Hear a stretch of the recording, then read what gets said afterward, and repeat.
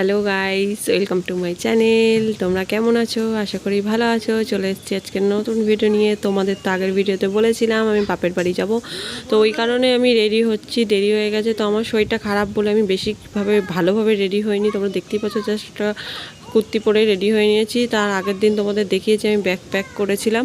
তো আমরা বেরিয়ে পড়েছি, আমি আর আমার ছেলে। আমার হাজব্যান্ড যাবে না, আমি আর আমার ছেলেই যাচ্ছি। তো দেখতে আগের দিন তোমাদের ভিডিওতে দেখেছো এই মুখোশটা মেলা থেকে কিনে নিয়ে এসছে, তো ওই মেলায় এটা পরেই যাবে। আমার খুব ভয় লাগছিল ও যেটা পরে যাচ্ছিল। যাই হোক, হাতটা আমার কেটে গেছে ওই চালের ড্রামটার মধ্যে আমার হাতটা দুর্ঘটনাবশত হাতটা কেটে গেছে, খুবই কষ্ট হচ্ছিল। আর তোমরা দেখো চারিদিকে কি সুন্দর দৃশ্য, এত সুন্দর দৃশ্য তোমরা আশা করি অনেকেই দেখোনি।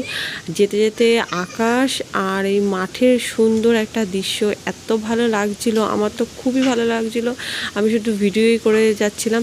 আর দেখো চারিদিকে গ্রাম, এরকম গ্রাম কারা দেখোনি? আর এই দিকটা দেখো কি দারুণ আর কি সুন্দর। তো তোমরা দেখবে আস্তে আস্তে গ্রামের দিক থেকে যেতে যেতে কীভাবে শহরের দিকে পৌঁছে যায়। তো আমি ভিডিও করতেই ছিলাম যে চারিদিকের দৃশ্যটা তোমাদের দেখাও বলে, যে আমি একা কেন দেখবো, তোমাদের সাথেও শেয়ার করি।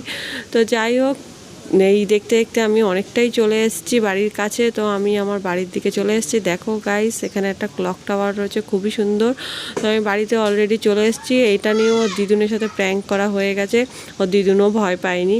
তো যাই হোক, আমি এসে গেছি। আর সে এসে দেখো ছেলের চোখ মুখের কী অবস্থা, জার্নি করে কষ্ট হয়ে গেছে। তো ও বিস্কুট খাচ্ছে। দেখো আমাদের বাড়ির সামনে কত বড় একটা পুকুর, আর পুকুরের উপরে দেখো আকাশে মেঘ করে রয়েছে, হালকা হাওয়া দিচ্ছে, এত সুন্দর লাগছে, এত সুন্দর দৃশ্য।